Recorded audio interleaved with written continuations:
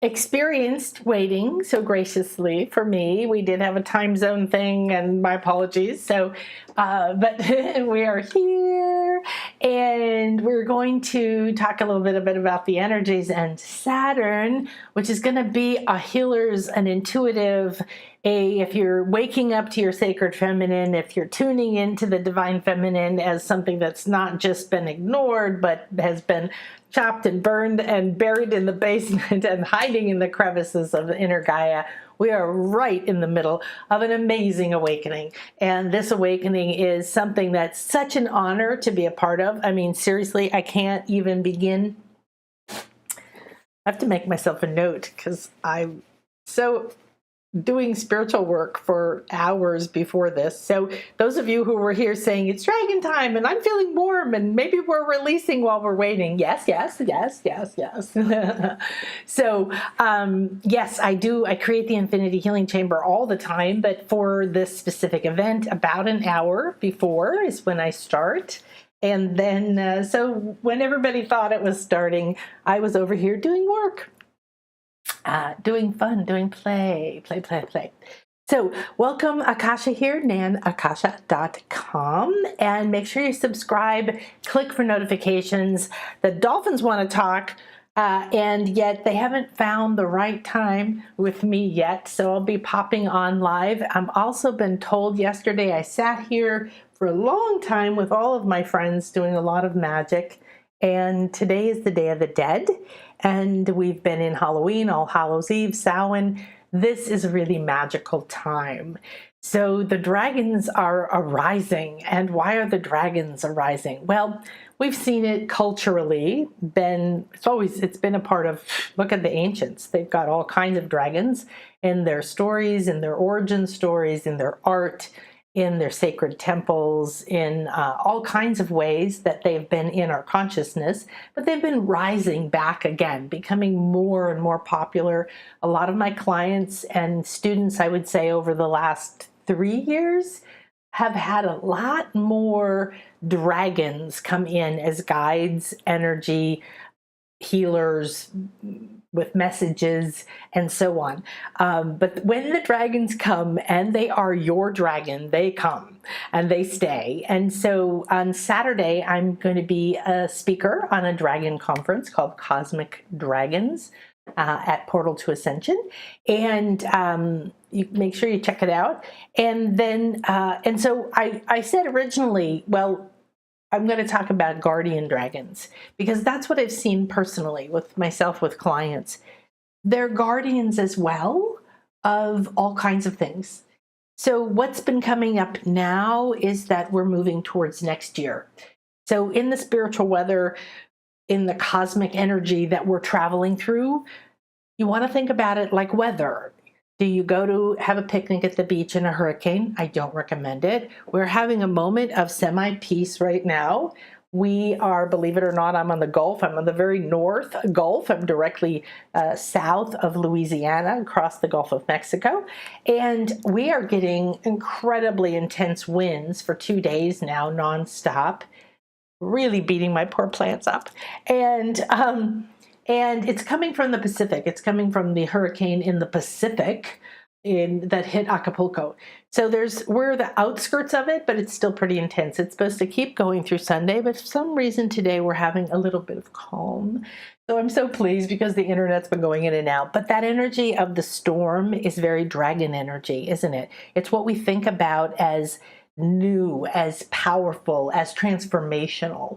So dragons are serpents, and originally they were usually more serpent-like, and snakes and serpents have been revered by cultures all across the planet for very profound reasons, as wise healers, as guides of enlightenment, as guides back to your truth yourself, as teachers of riding through the waves of life, and shedding who you thought you were, because underneath you're perfectly formed and ready for what's next. This is such a powerful metaphor. So I work with this energy a lot, and dragons haven't been like the big thing for me. But if they come in, I'm happy to channel it. So a lot of people are talking about being a channel right now. And I had a really interesting conversation with a client this morning who came to Greece, and she was sharing how different she is, how she feels, how soft she feels, how present she feels, how she's not worried anymore. She's not carrying that stuff in the back of her mind when she's doing something. She's more present.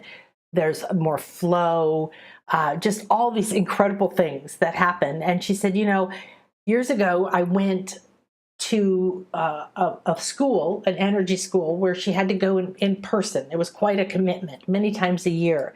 And she said, part of that commitment was the transformation, because I got away and I went somewhere sacred with sacred people. And on this retreat, I remembered how powerful it is to get out of your life, to experience something new, to go to these places, however, also to do the healing with other people, with the group that became very close and very bonded, and, still carrying care and love for each other, and the transformations that we are all processing, and the softness that we're able to process it with, is that the sacred feminine is rising. Is the sacred feminine dragon energy? This is an interesting conversation. So I'm going to talk about guardian dragons. However, it's shifted now to be about guardian dragons, and specifically about Gaia's daughter, Delphine, who was the guardian of Delphi and the sacred source of feminine power, umbilical cord, think energetically, directly to Gaia, who is the divine creator, whole, within herself. And this is not something we understand. None of us have a conscious memory all the time. Some people do have life memories, that more and more now, yay, that are helping you to understand who you are as a more multidimensional being with a lot more experiences, a lot more powers. The dragon energy is in a lot of your lives. And whether you feel an affinity or not, you're going to go into a weather pattern next year, starting in February, called the Year of the Wood Dragon. It's a yang, so it's masculine. Right now we're in a yin year, and it's feminine. That means, in general, a little bit softer, and you've seen how big of an ass kicking we are all getting from spirit.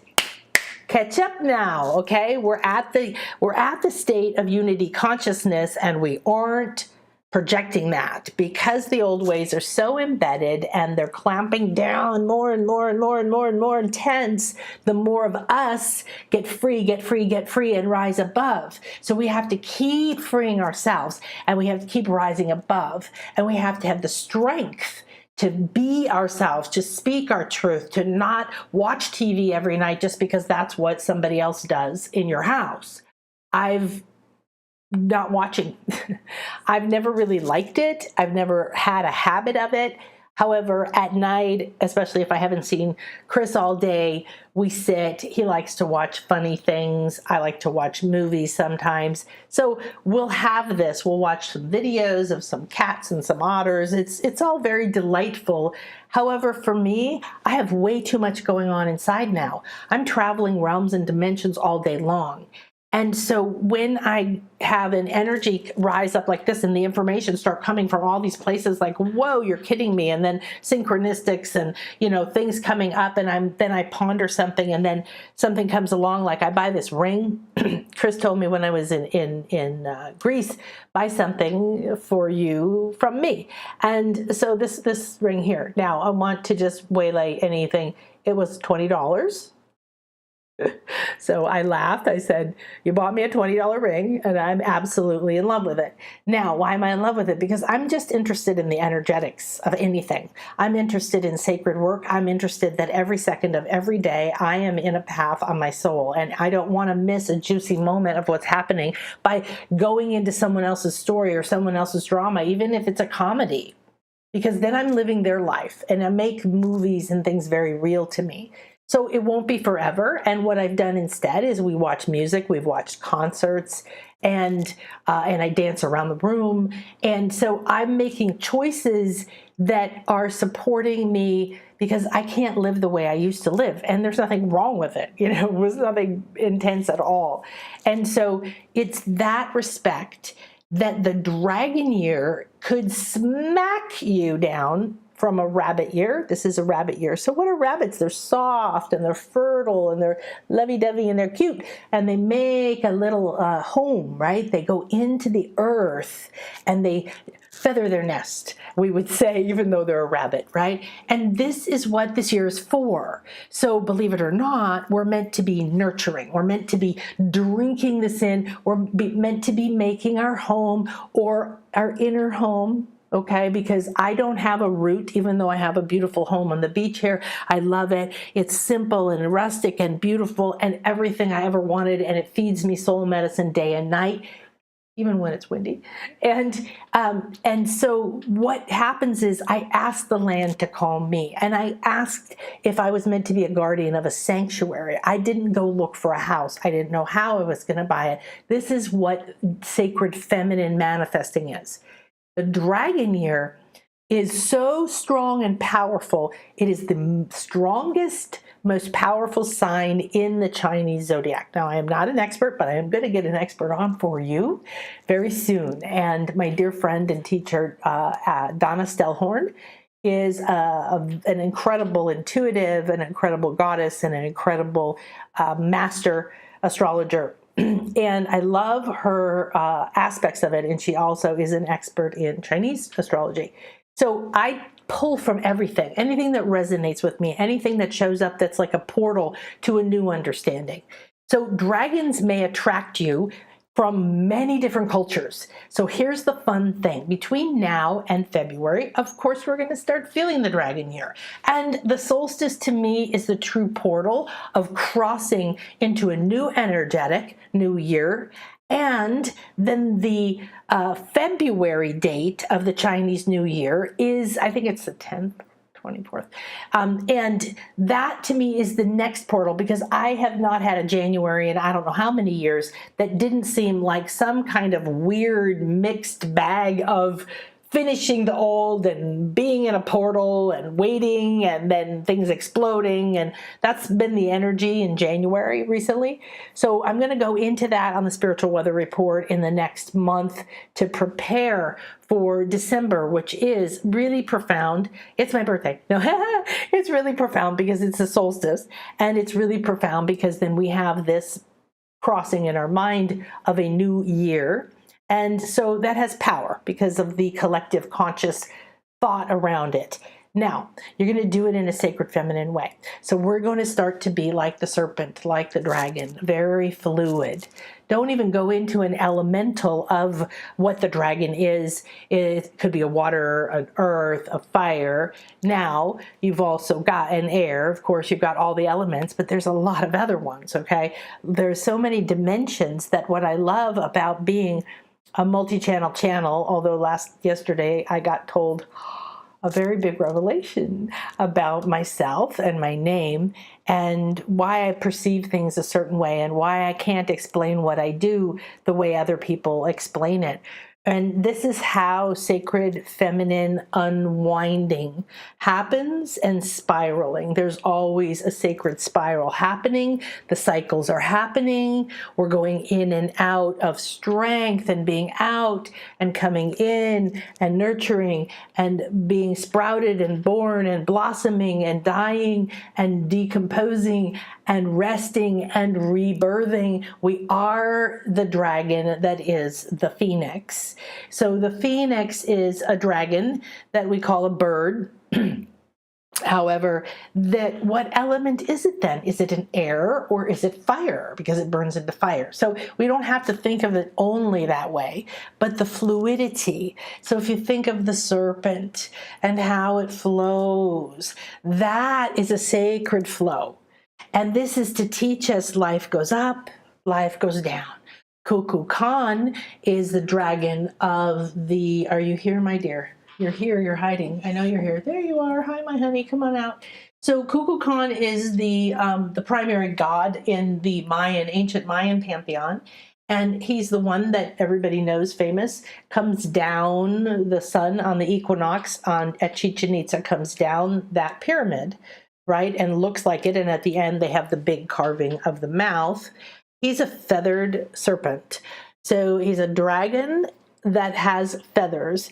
Now, typically the feathers are more on the head, but this is the lesson. So the Mayans had an image like this, but then the head turned this way, and then the human was coming out of the mouth.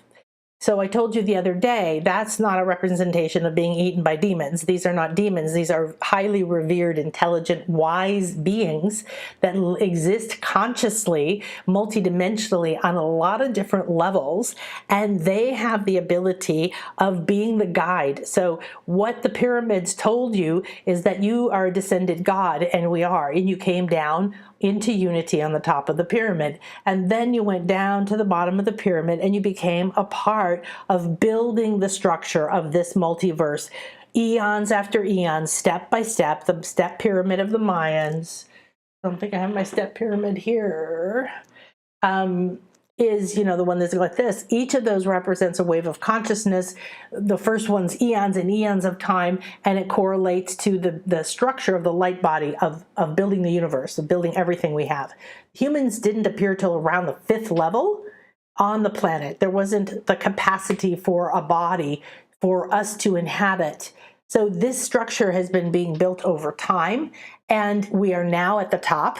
This is the 9th wave of consciousness. This is the it's been since 2012, and we're behind. So we're having a lot more drama than is needed, but it is what it is right now. So we have to disengage from the drama. If you keep getting involved in the drama, then you keep holding on to your old skin, what you believed your limits were, what you thought things had to mean, what you thought things had, how they had to unfold. If you don't worry about it, will bad things happen? No, guess what? If you don't worry about it and do some ho'oponopono, stop helping to create war, stop helping to create separation, stop using your brain at all to figure out these things, come present in the moment, the sacred feminine, the divine is going to be showing you that flow, that unraveling, that spiraling. So the dragon, then this serpent dragon becomes the path. Follow me back to your feathers. Your feathers on the head, anywhere represented, always represents your crown, your connection to spirit, your pineal, which then opens to become the antenna, and your third eye. And this is how your primary way. There's all different ways that communication happens. But this is what they're saying is come back to realizing you're a god in form. The Greeks called them demigods, and they showed many, many symbols, many, many stories to show us, look, you're just going through this experience, but you're half God. So remember, you have the support and you have all this. So the ability to shed the old you had to do at each layer of the pyramid. So when you come to my Mayan dolphin retreats, December and March, and then not again until the following year. So we climb those pyramids, touching each step, each layer, and we touch that layer, consciously doing the energy work that I share with everybody to release any ties you have left to that lower layer. And so the serpent shows you wind back up, shed who you were, you wind back up, you shed who you are. This is very much the sacred feminine flow and the dragon flow. So the serpent dragon from Gaia's daughter in Delphi, there's many different versions of the story, and they're all showing how the archetype of the patriarchy came in and took over. And it's an energetic that happened everywhere on the planet. And so we just are reading it to see. And we have to remember the people telling the stories had a certain level of consciousness. In some aspects, they were much more advanced They had intuitive skills. They had less distraction. They didn't have Facebook and YouTube. And they saw the dragons. They felt the dragons. They worked with the nymphs. They married the nymphs, the dyads, and the nature spirits. These were alive and able to be connected with on a more physical and physical etheric level in the ancient times. However, we're the ones that are being freed, released, reborn right now to let go of who we thought we were. We're done. And we have to rise into this to say, I now going to take the ancient wisdom and I'm going to connect to my pattern, my soul blueprint, and then I'm going to see with new eyes. You have new information. You have a new way of teaching whatever it is. Unplug from everything you've done before. You have a new way within you. We saw this for the lady who came to Greece, and she said, well, I feel this and something that, and then I downloaded immediately.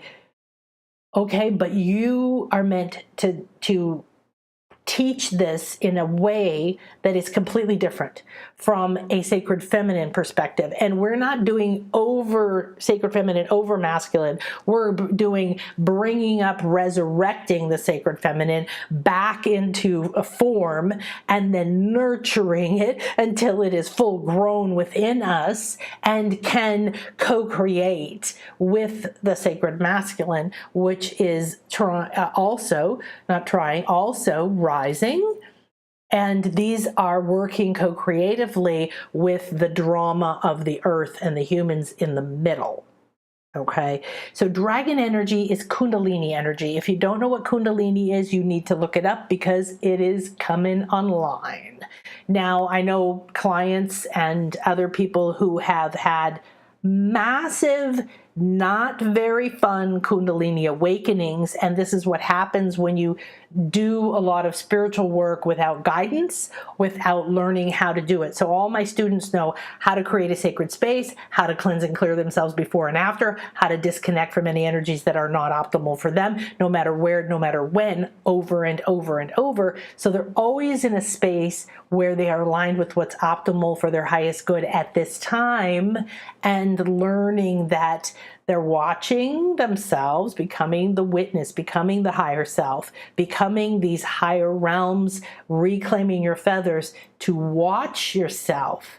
And then you see the patterns and you see, oh, I forgot. I'm not this person anymore.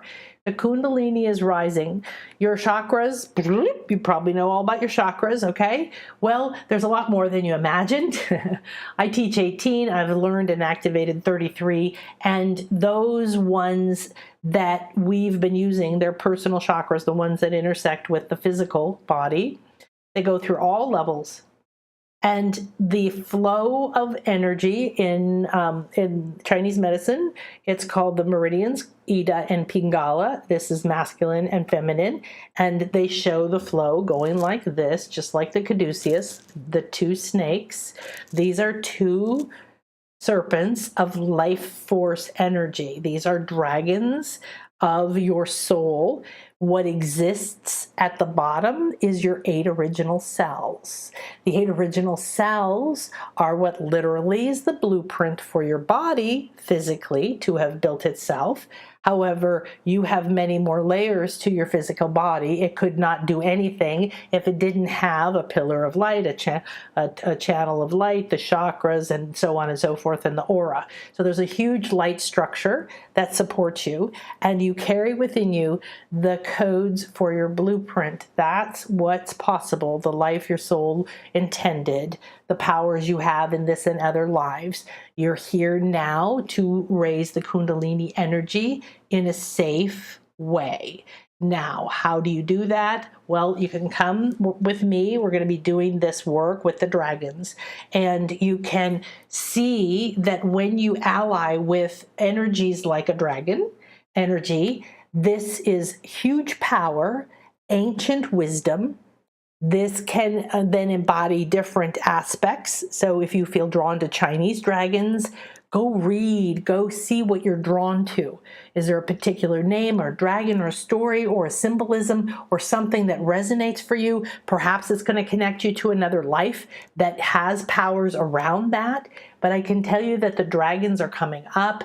And when I went to investigate, to go to Delphi, to begin this reactivation of Gaia and our direct connection to her, and we're going back in May. Make sure you come. This is epic stuff. Like we are actively doing the work of building the new world. We are actively going on these missions. They're not rescue missions, they're soul missions that we've contracted to do. And when we go back, so I knew so much about the Greek myths and the Greek gods, and had had so many different times in my life where I had consciously worked with them as a child, and so in my first mystery school and so on.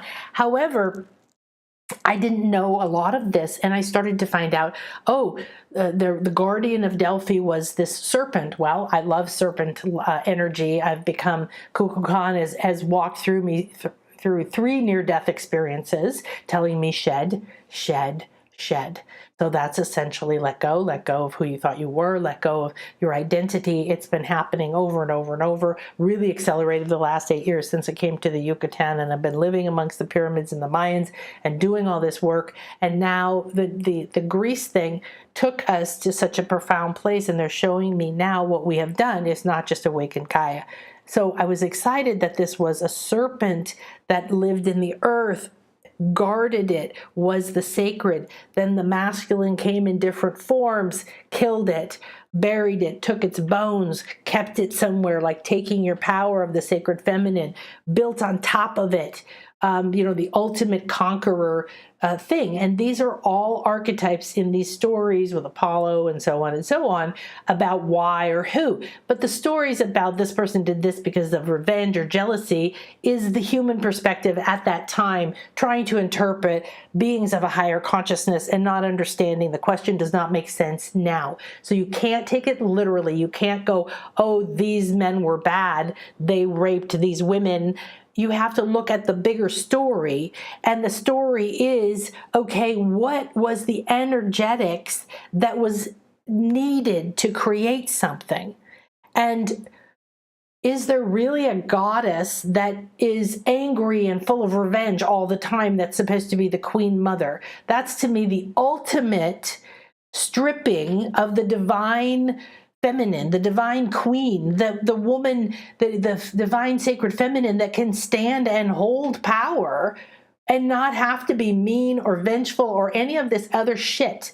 And we see it in women across the planet, and it's been a problem for a long time because women have been in survival for a very long time, stripped all the way down of your respect and your power and your ability to access it, all the way down to being hunted, burned, drowned, and everything else, even by your neighbors and your family, being that any aspect of your sacred feminine energies are bad. This is what we are coming out of. We don't have to go back, get upset, live there, blame anybody. We just have to acknowledge that be some serious shit, and it's definitely living in our DNA, and Gaia is releasing it. See what's happening on the world stage from her body, and so are we. Boy, have I been releasing it too. So the dragon is the Kundalini energy, and Delphine was Python, and Delphi was called Python or Pythia before it was called Delphi, and then it became the location of sacred games like the Olympic Games and all these other things in honor, as they took the oracle, the sacred feminine oracular ability, intuitive ability, away from Gaia, direct access, away from the protection of this divine goddess, sacred feminine, serpent, dragon.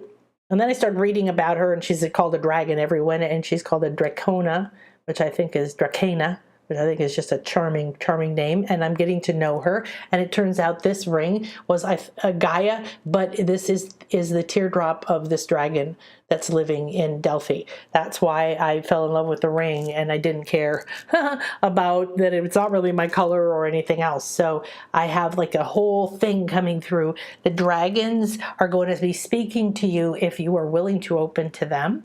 And they don't have to be serpent-like. Like I said, you can look through all the different cultures. If you have a fear of snakes and dragons and you think they're evil, you need to go deep into that. That's shadow work that has to happen now. We can no longer carry this blanket of fear that was put to us. Women were called demons. Dragons were called demons. Anything that was sentient, anything that was loving, anything that was healing, anything that supported you to individually have direct access to spirit. This is the sacred feminine power. Human brains, physically, females' bodies have, feminine bodies have a larger, more developed corpus callosum. That's the center between the two halves of the brain where the third eye is, the pineal, the pituitary, hypothalamus, all those glands that together make the third eye, okay? And that's just a fact of the car you drive, okay? That's why, of course, men can be intuitive and everybody's waking up. But if you're here in a feminine body, however you identify gender-wise or whatever, that's perfectly fine. But just realize the vehicle that you chose has this ability. And this is coming online faster and faster. We need strong allies. We need female, feminine, sacred feminine allies. Some of our allies are so strong because they have been the sacred feminine that has stayed strong through time and space. And that dragon energy is the Kundalini energy flowing through your chakras in a balanced way. But how can it? If you are a light body healer, if you're an energy healer, if you do chakra healings or tuning forks or you're psychic or whatever, you're just a mom or you're just a wonderful, loving person who has, you know, connections to and start talking to iguanas when you go on my retreat, whatever it is, right? If you are any of these things are coming alive within you, you need to realize this is your inner dragon speaking to you. This is the inner dragon. It's when we say the fire in the belly.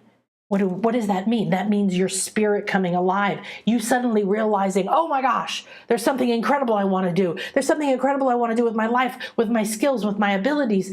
I am in a whole process with my own spiritual team and my own spiritual process and my expansion and my abilities, and I'm channeling, and I can channel almost anything if I want to, if it's aligned for me.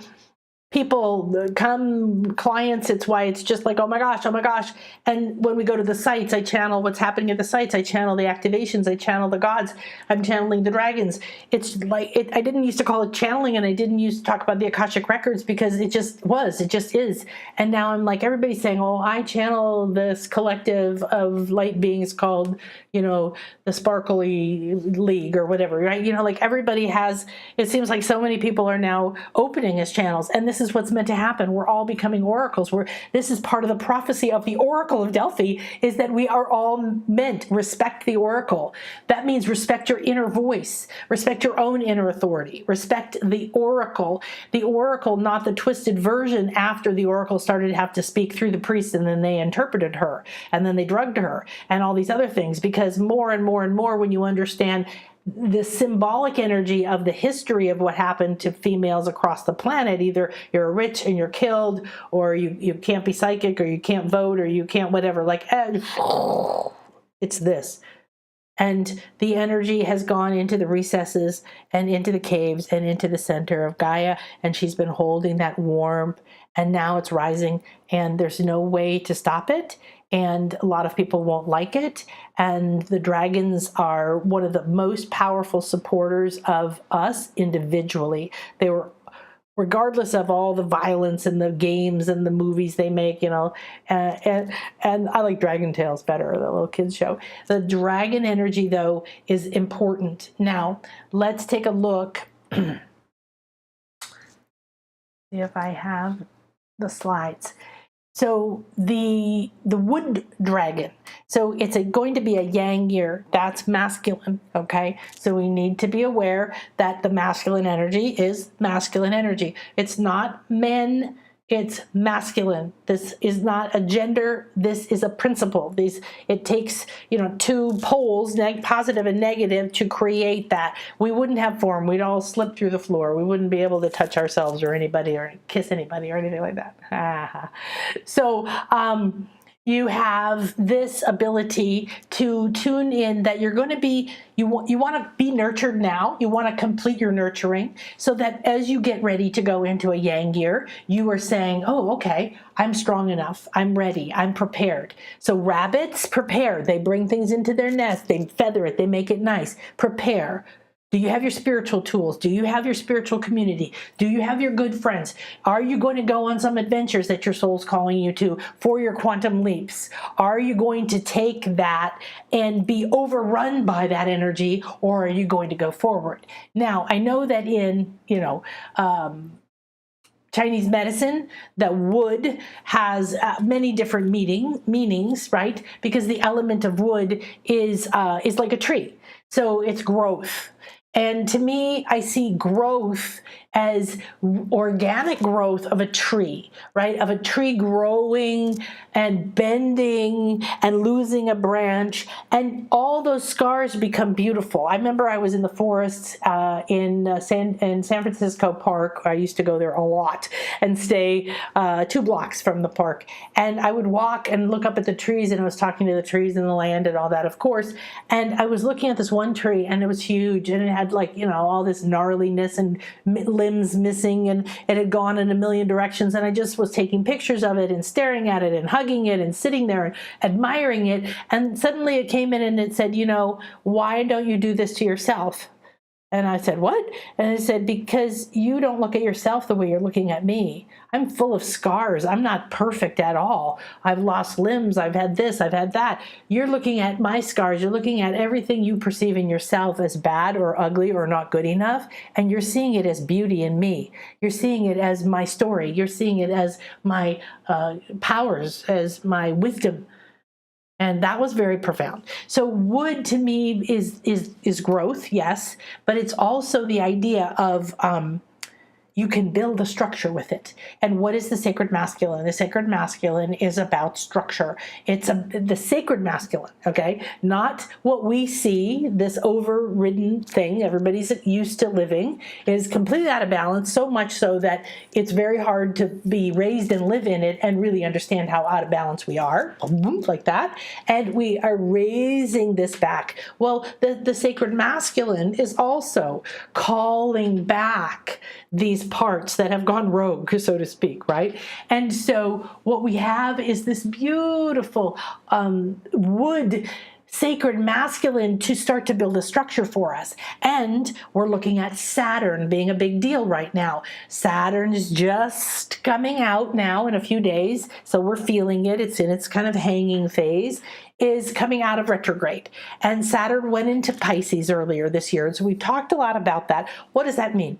Well, Saturn is a very structured planet. This energy is typically called the strict taskmaster. It's the teacher that said, no, do it again. No, do it again. You got an F, you got an F, you got an F, until you are damn good at what you do. So essentially that aspect of Saturn is the part that wants you to complete it, to be prepared, to be ready, to not have to drag old stuff with you, because Saturn understands.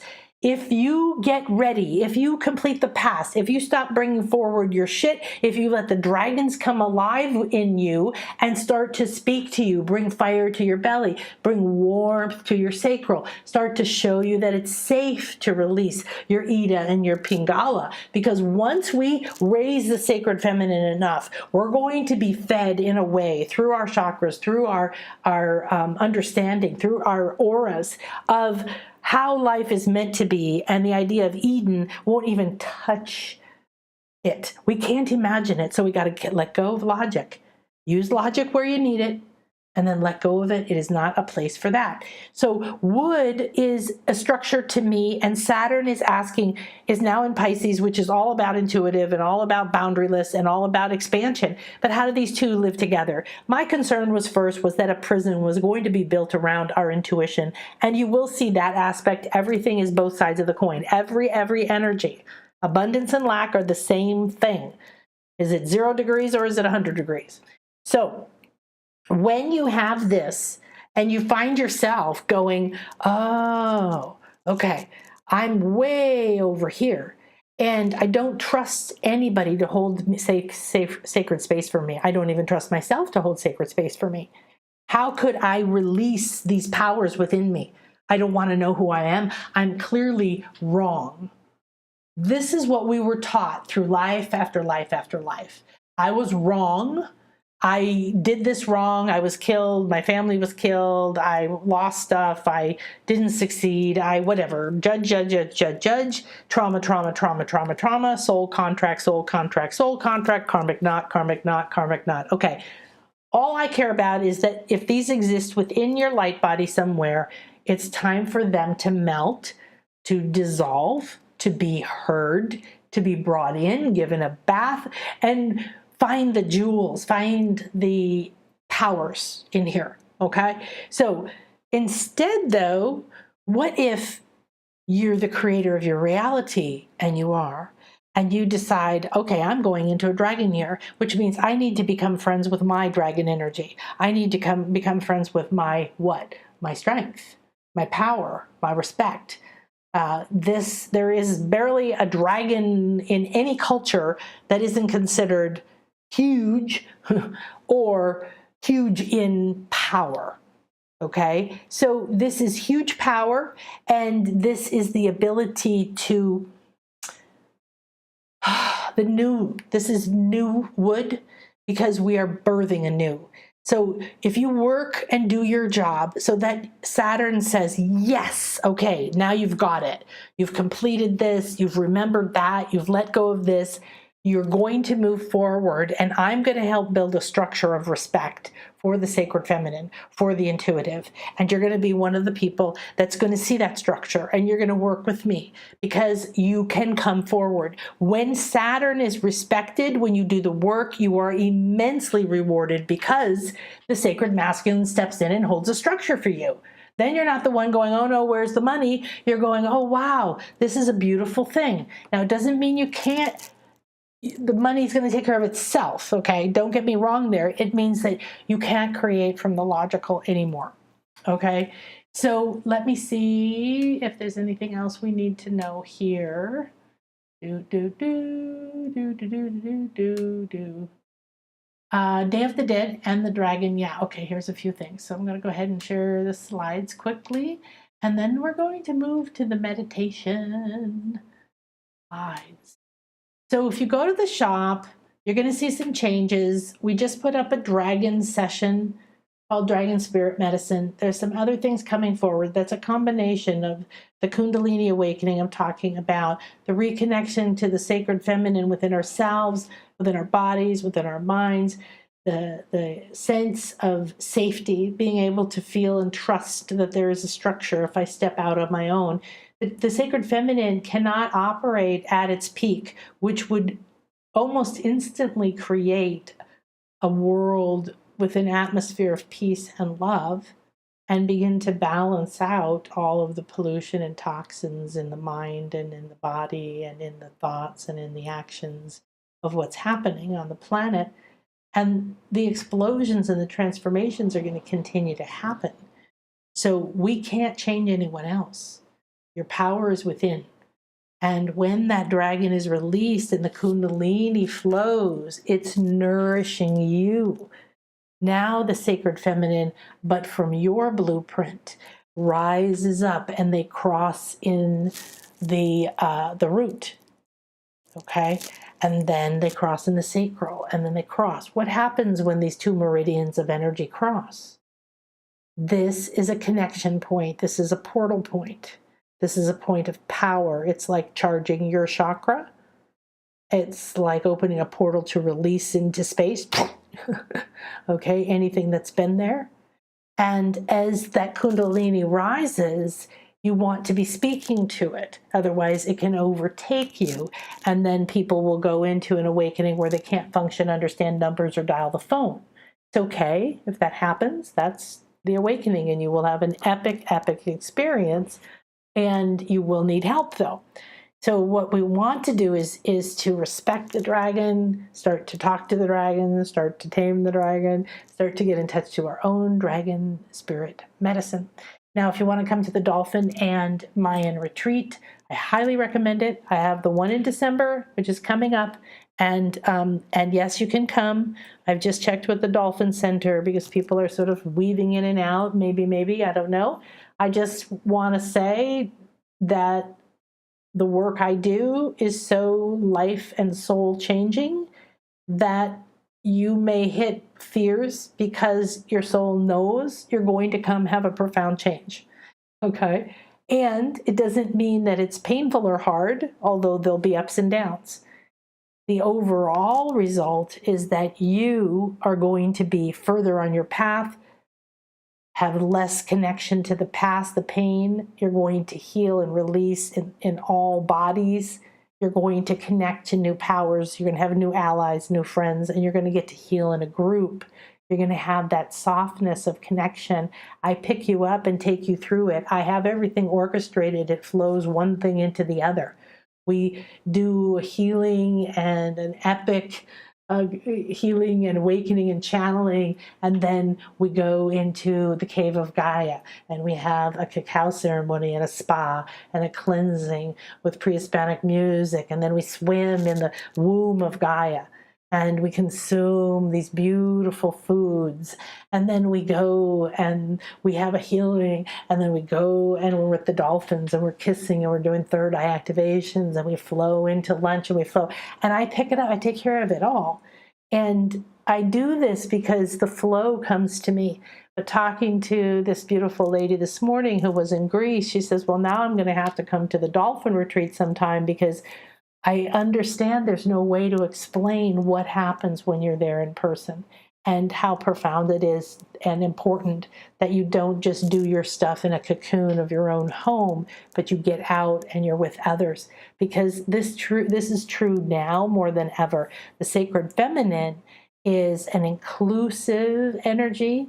It isn't those energies that they wrote about, Hera, or the jealousy, or the movies they make now of women being just as cold, just as evil, just as duplicitous, just as manipulative, just as violent as men, as if that's some form of equality.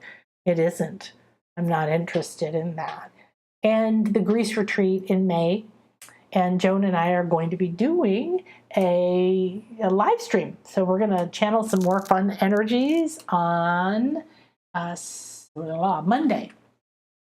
It's had to change a little bit, which is the energy that we're in right now. So I just want to give you a couple more things about this week. So today is Day of the Dead.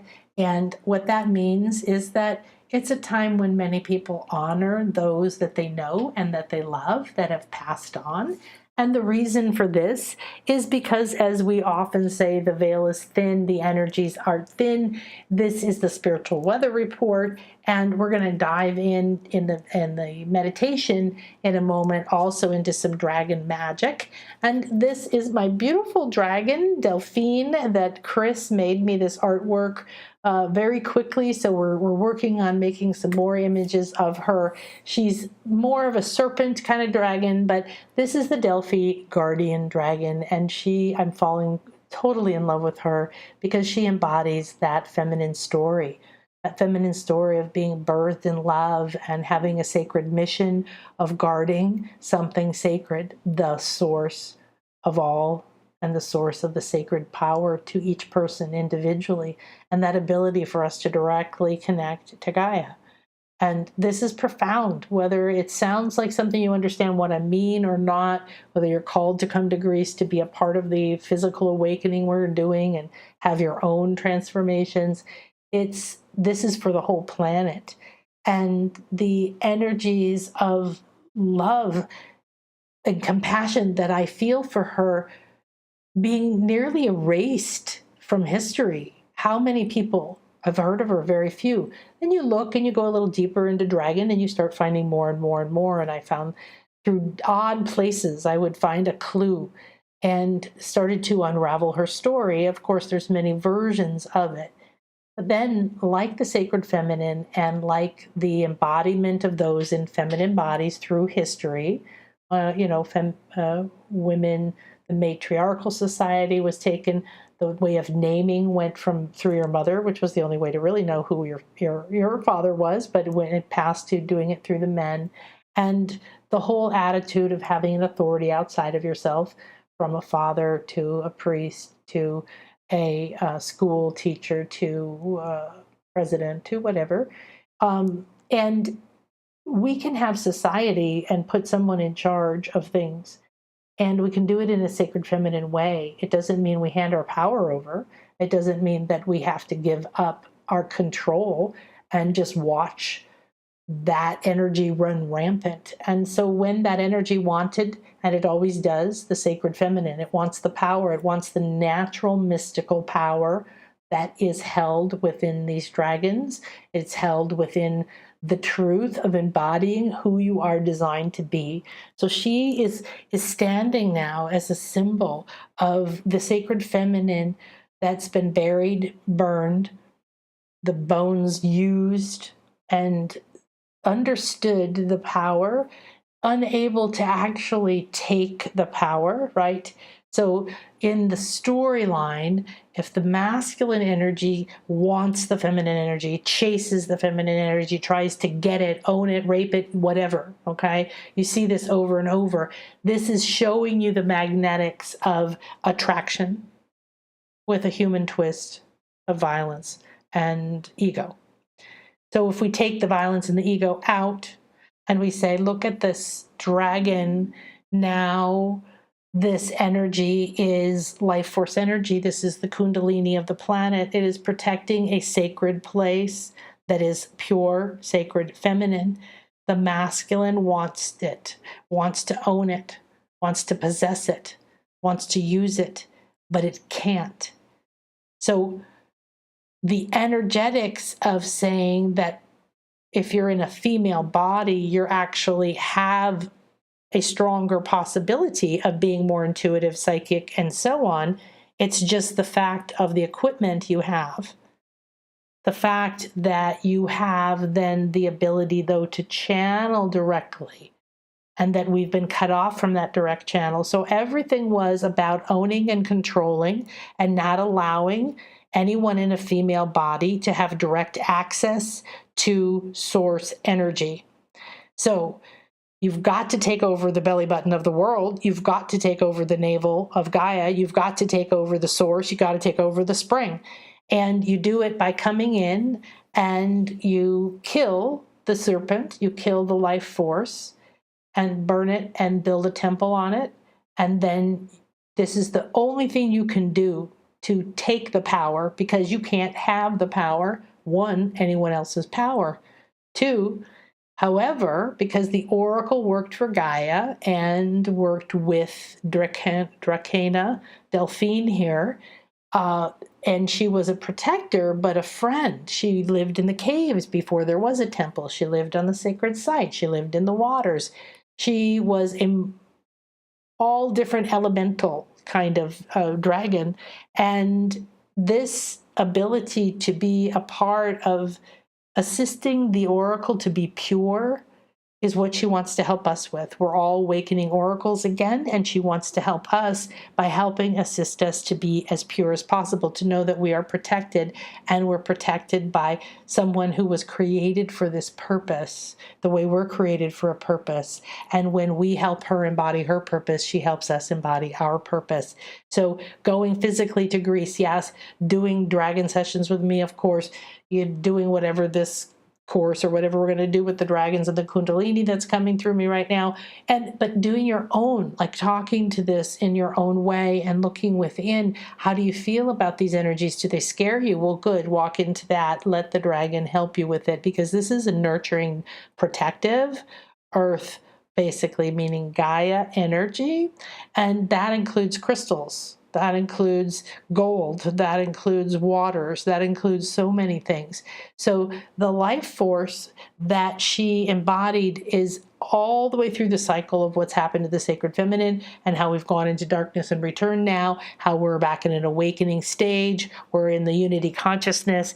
She's now, and energies like her are coming to the surface into people's awareness that guess what?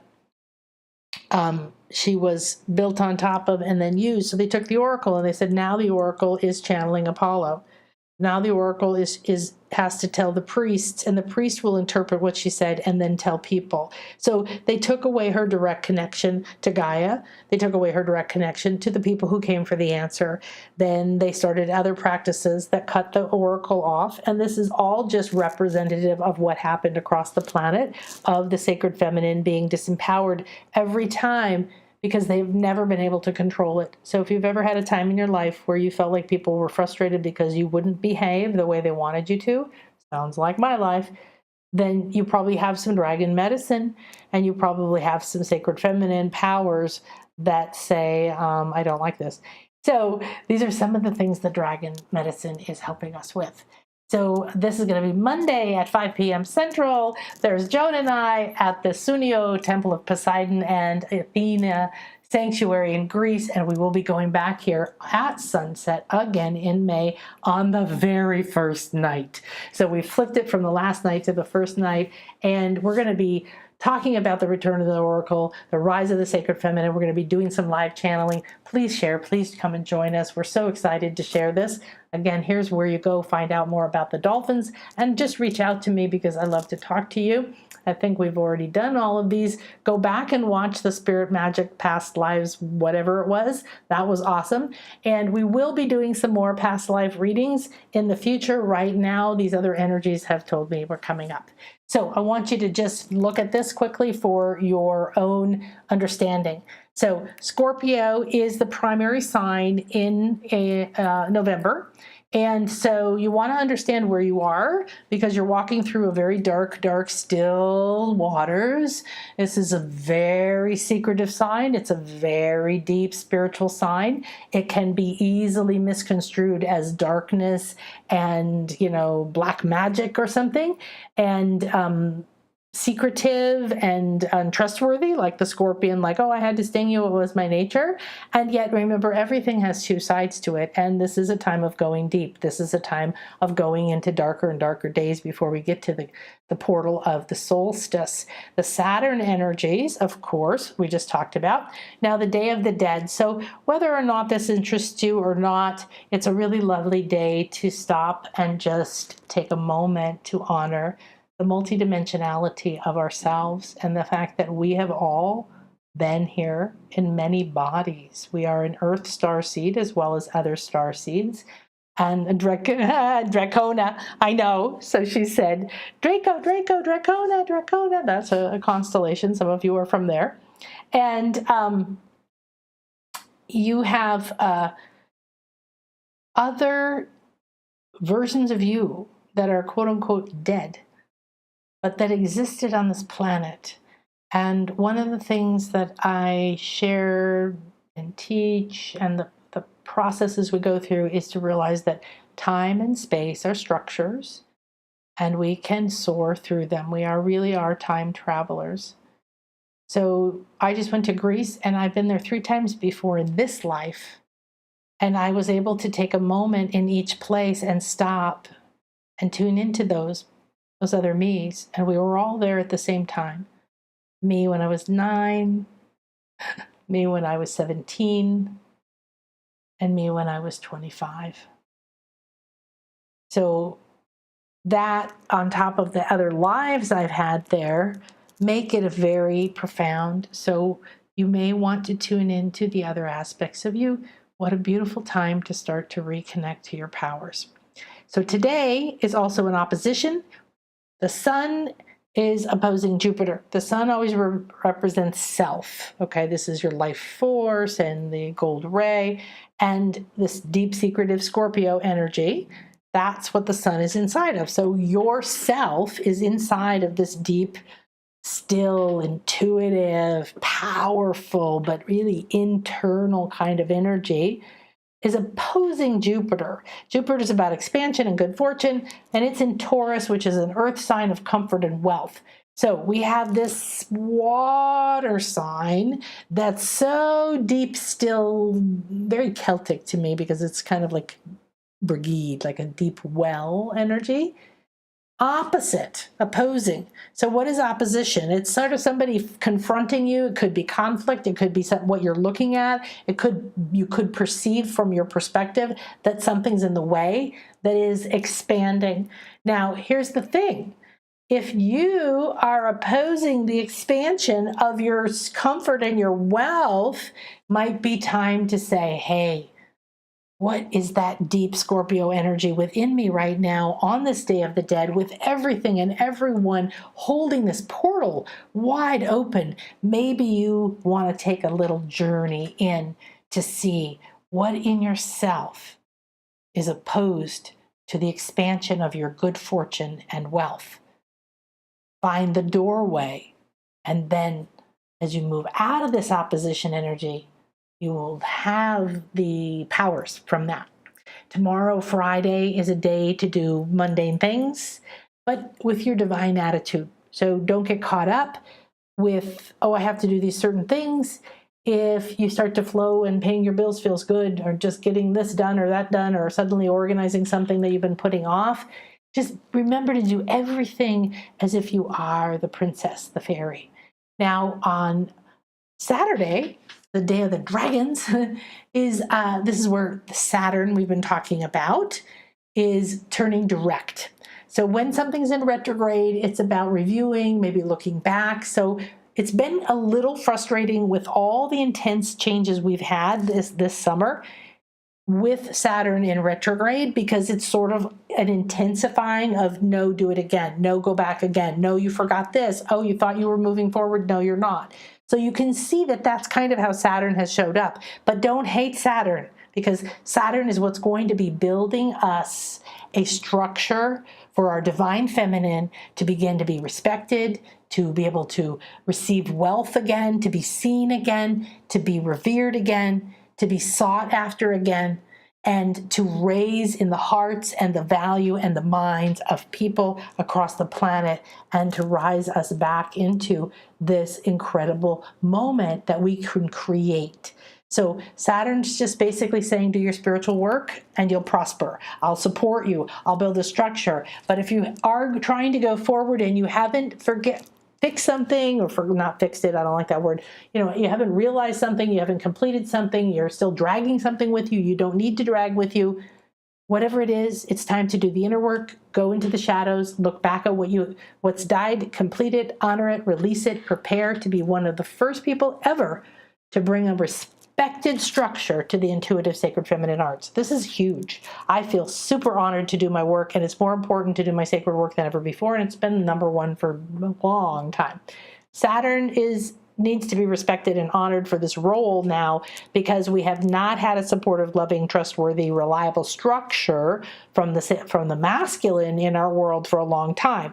It's been violent and unpredictable and possessive and manipulative and immature and out of control, and it's dying a very ugly, noisy death. And so the structure that we've seen, we don't feel safe. So having Saturn come in, a divine energy, this is underworld energy. This is shadow work. This is where your power lives, okay? Perfect to work with Scorpio. And so you want to see and thank Saturn with love, support, trustworthy, saying, yes, thank you, yes, thank you. Okay, so it's going to be with us to bring strength, structure, and respect to your spiritual powers, your gifts, and nature now, and the universe will support you. Yay, us. Okay, good. So let's go ahead and move into our meditation. And I believe Donna has scheduled a different event. So let me quick say hi to you, and then I'm going to end this and pop over there. Okay. Anybody? Oh, hi. Okay, good. We got some things here. Hi, Symphony, and hi, Kate, and hi, Sylvia, and hi, Lisa, and hi, Anne. Oh, you just bought a house. Well, congratulations and many blessings on your house. Let's see. Wonderful. I'm so glad you guys are sharing. Where you're from, we got Michigan and Montana and Snakes, dragons, phoenix, interesting. Loving this. I'm a fire snake, but never thought about that as a dragon before. I love the connections. Me too. And I'm actually fascinated by this dragon conference I'm going to be on, because I'm going to listen to some other perspectives of how people are seeing them. I don't see them the way that people see them in the movies and stuff. They're all, So when I asked Chris to make me some artwork for it, he, of course, the first ones were like, and I'm like, no, it has to look nice. It has to look loving, right? And yet powerful. So I'm a snake too. Yeah, I'm such a snake girl. Oh my gosh, I'm just such a snake girl. Oh, big sunny yard. Yay. Which class is it that you offer that helps with creating the sacred space and cleansing and clearing? I think I need to add this to my coaching everywhere. Yes, there's a class in the shop that is called Energy Cleanses. And if you get that, it gives you, I can't remember now, a bunch of different things you learn and then you do, and you can repeat them, so they're like, I don't know, 10 minutes to 30 minutes or whatever. There's an activation, there's a connection, downloading it with you, and then you do it in your life. So I was talking to the client this morning who knows what I do around my house all the time, and I'm getting the outskirts of a hurricane, and the wind's really been beating up my plants because I'm right on the ocean. So I was explaining to her that, of course, I have my light structure around me and the angels and this and that, and that I put an extra wall in front of my plants and everything. It's cleanses and clearing for you, for your space, for how to put a sacred space around you, around anyone, anywhere. I put them around my family when I go to bed and they're way on another country and things like that. So that's the perfect one for that. And I was going to do a past life power class, but they've just taken that off the table. Not a shock. The eclipse always takes you in a new direction. I'm being downloaded with all kinds of new ways of being in the sacred feminine, embodying the sacred feminine, creating with the sacred feminine. And the dragon wanted to speak. And so that had to take precedence now. So right now I have the sessions and some form of connecting you now with these energies that's going to come forward for probably in the next few weeks. We'll be playing with that too. So hi, very, very, very, hi sister. Oh, I love you, Genevieve. They do bring warmth to your soul, and the fire in our belly that everyone talked about was always such a masculine thing, like all these business books like light the fire in your belly and become a millionaire and always go up and always go up. And serpent energy is too sacred feminine for most people to like because it's not controllable. And the frequency they carry, if they carry a frequency in their venom that's very, very high frequency and it poisons you, it's you want to raise your frequency to match it, and then it's not poison. It's a high frequency. And Asclepios in Greece, in the Asclepion, they had in America, the blue Star of Life cross that's on the emergency vehicles, that's the rod of Asclepios. It's one rod with one snake versus the caduceus we're talking about that represents the Kundalini, which is something else. But these were the precursors to hospitals, and we activated 2 or 3 of them, and we're going to do more in May. And it's been a very profound journey to remember these entities and the direct spiritual healing that they provided. And they had snakes all over the temples, not poisonous snakes, but they considered them wise, sentient beings. They would watch them during the night as people slept there to receive their direct spiritual healing from the gods. And then the healers there watched the priests and priestesses, and they would report, oh, the snake went and licked this guy's toe, and then it was healed, and the snake did this. So they would watch physically the actions of the snakes as well. And I just love this.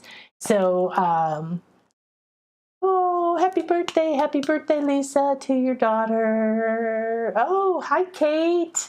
Oh, I'm so glad you're here. Yay. Thank you, Marnie. Appreciating you. Love the space. We're just feminine butterfly. Oh, yes. It was so funny. I was looking for a dragony kind of clothes, and I don't really like wearing red, so I don't have a lot of it. And I'm like, why am I automatically going to that masculine idea of dragons? Right? Oh, so I just looked and intuitively pulled this off, and I thought, oh, perfect. And that's the other thing. And then we're going to go to the meditation. That's the other thing that, and I'm going to do a lot more channeling because they told me yesterday I have to channel nonstop. There's too much of this information that's coming through. They also told me that my name is Akasha. It was a spiritual name. I for 7 years I traveled the world with a mystery school, and a lot of the other people that I knew told me you have a spiritual name, and I said yes, I know, but I was blocking it, and I had a whole thing about being very, very vain and kind of just uncomfortable with the idea. Got separated from my husband, went to the next spiritual event with Chris, my soulmate, that I'm still with now, almost 19 years later, and boom, immediately Akasha came through. And I know Akasha, what it means, the Akasha and the Akash, and it's everything, and it's the fifth element, and it's the Akashic records and stuff. But I never really talked about the Akashic records or the Akashic records being a thing that you had to go into. To me, it was just like, well, I'm always in there. I'm always going there. I'm always there. I don't really see it as a place I go. It just exists. I've always been a multi-channel channel, I guess is what you call it.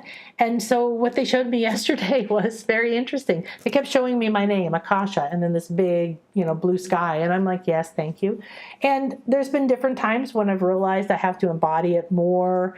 I have to start talking about the Akashic records because that's now the verbiage people are using. And it's been humorous to see how we don't fully embody who we are, or we don't understand who we are. Bit by bit, it comes out, it spirals, it unravels. And so yesterday they showed me, you don't go to the Akashic records, you are the Akashic records. You are Akasha. You embody that. When you show up, you are that. You are the portal. You have that. So the fact that I don't just channel Mother Mary, or don't just channel, this collective or this group of beings or the Galactic Federation, is if it was optimal, I'm assuming I could tune into any of them. That I tune into what is. So if I'm in Delphi, I'm tuning into the stones. If when I'm looking at this, I'm tuning into this. If the dragon's coming through, if I'm talking to the dolphins, I kept thinking, well, what am I? How do I explain that? And then yesterday they just gave it to me like that. If you know what I mean, it's like, boom, you understand now.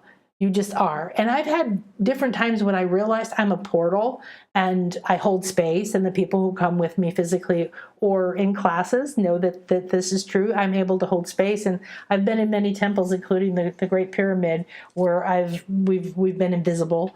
And so I know how to work with the dimensions. And so to me, that's normal. And that's a new level of understanding. So, hey, Kulki.